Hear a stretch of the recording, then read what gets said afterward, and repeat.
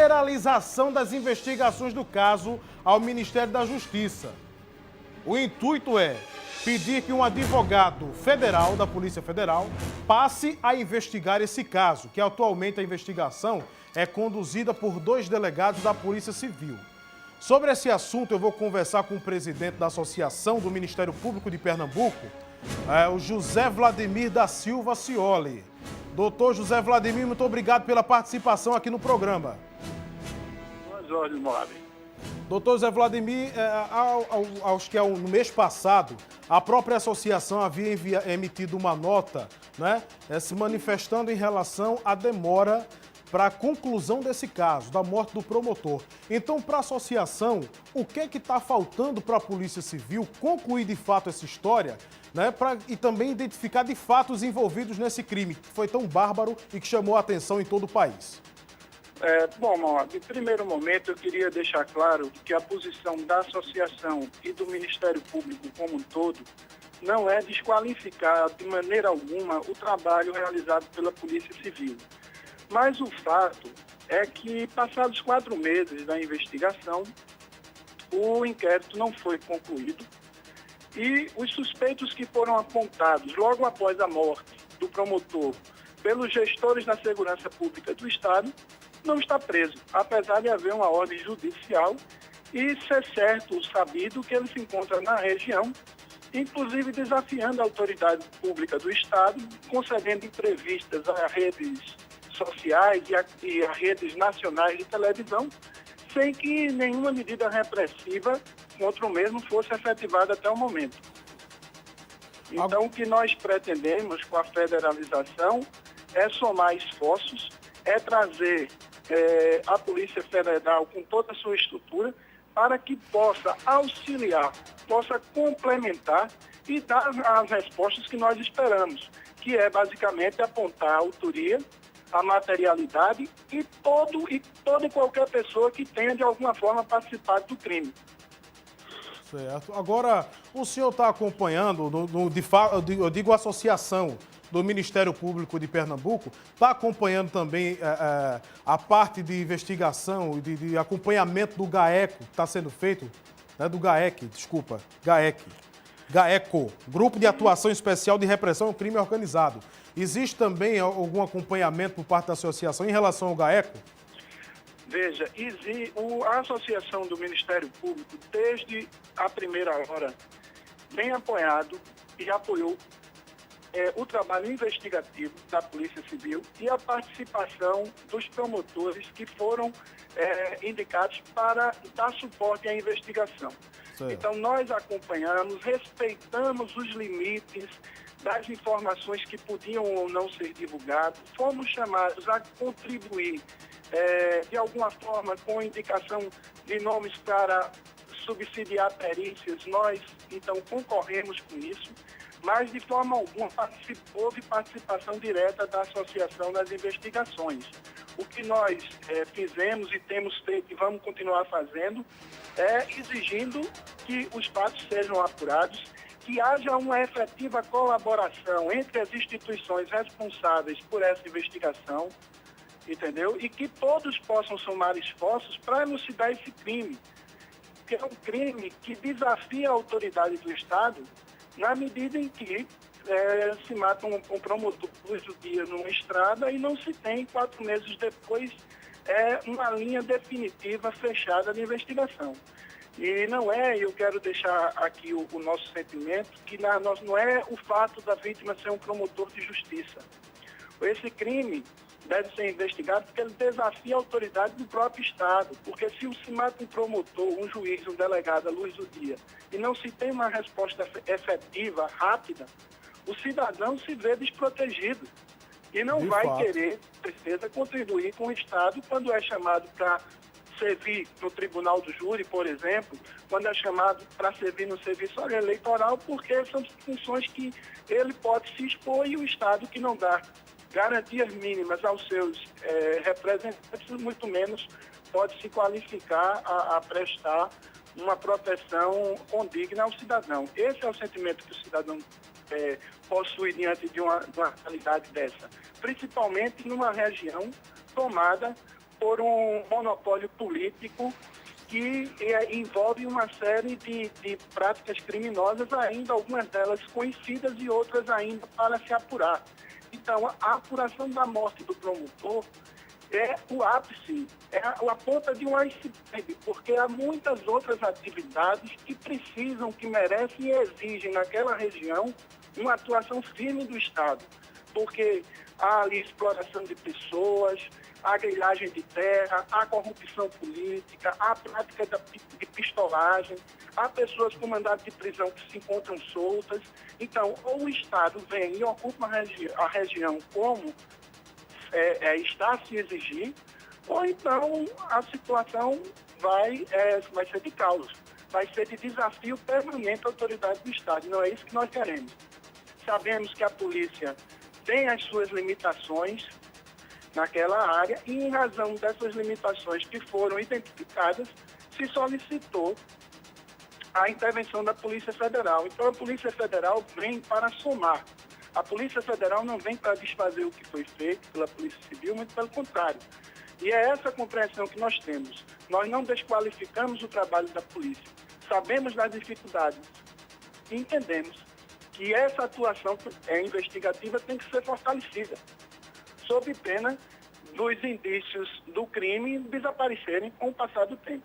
Perfeito. Agora é só aguardar o posicionamento também do Ministério da Justiça em relação a esse caso. Como é que vai ser conduzida a investigação, se é da Polícia Federal ou continua mesmo com a Polícia Civil. Doutor José Vladimir, muito obrigado pela participação aqui no programa, pelo esclarecimento. De nada, meu amigo. Suas ordens. Conversamos com o doutor José Vladimir Acioli, que ele é presidente da Associação do Ministério Público de Pernambuco, em relação a esse pedido de federalização desse caso, que é para ver se consegue agilizar a investigação da morte do promotor.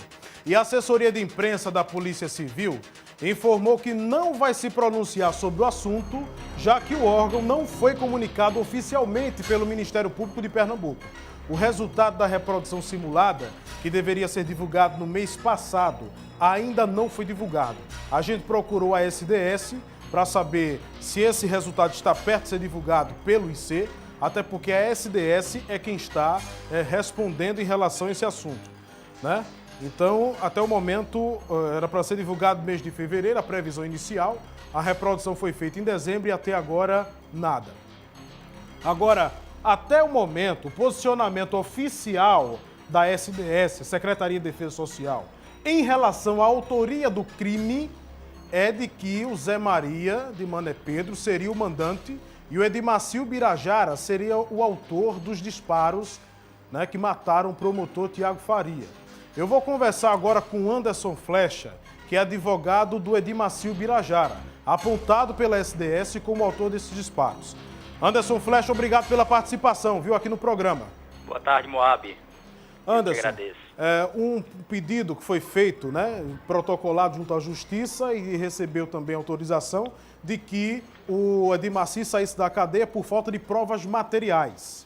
Mas o Edmacio continua no processo, sendo apontado nesse processo de investigação como autor do homicídio. Então, com a federalização, se passar a ser federalizada a investigação, como é que a defesa vai atuar agora a partir desse caso?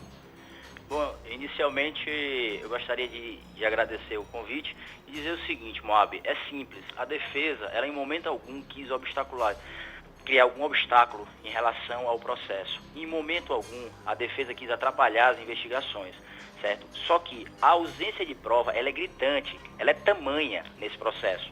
E isso também nos interessa. Por quê? Porque nós tivemos o Edmacio preso por mais de 60 dias e isso é um problema que acaba nos deixando, assim, deixando mais a família, inclusive, na ansiedade, né?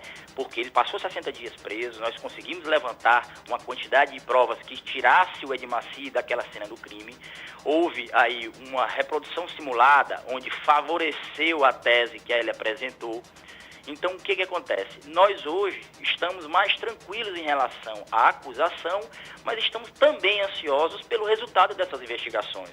Então, todas as decisões que forem tomadas com o objetivo de dar celeridade, né, ao processo, nós também estamos apoiando. Então, não é tirando da Polícia Civil, né, a capacidade que ela tem. Nós não estamos aqui diminuindo a capacidade da Polícia Civil, não é isso. Mas, se o objetivo é buscar a verdade da maneira mais rápida possível, né, então nós, a defesa, também concordamos com isso.